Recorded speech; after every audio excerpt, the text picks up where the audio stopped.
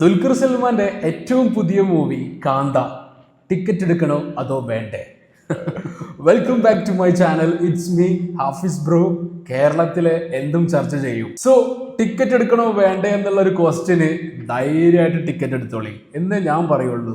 കാരണം ഇതൊരു ദുൽഖർ സൽമാന്റെ വൺ മാൻ ഷോ ആണ്. അഭിനയത്തിന്റെ വൺ മാൻ ഷോ. തിയേറ്ററിൽ കുറെ ഫാൻ ബോയ്സ് ഉണ്ടായിരുന്നു. അവരൊക്കെ ഭയങ്കര നിരാശയില്ല. കാര്യം ഇത് ദുൽഖർ സൽമാന്റെ ഒരു ആക്ഷൻ മൂവി ആണെന്നൊക്കെ പ്രതീക്ഷിച്ച് വന്നവരാ തോന്നുന്നു. പക്ഷെ ഇതൊരു ആക്ഷൻ മൂവി അല്ല, ഇതൊരു ക്രൈം ത്രില്ലറാണ്. ക്രൈം ത്രില്ലർ എന്നും പറയാൻ പറ്റൂല. പണ്ട് കാലത്ത് നടക്കുന്ന ഒരു സിനിമ സെറ്റിൽ നടക്കുന്ന ഒരു ഇൻസിഡന്റ്, ഒരാളുടെ ജീവിത കഥ, അങ്ങനെ വേണമെങ്കിൽ പറയാം. കുറെ പേര് റിയൽ സ്റ്റോറി എന്നൊക്കെ പറയുന്നുണ്ട്, പക്ഷെ ഇതൊരു റിയൽ സ്റ്റോറി അല്ല എന്ന് പറയുന്നവരുണ്ട്. സോ അതിലേക്കൊന്നും നമ്മൾ പോകുന്നില്ല.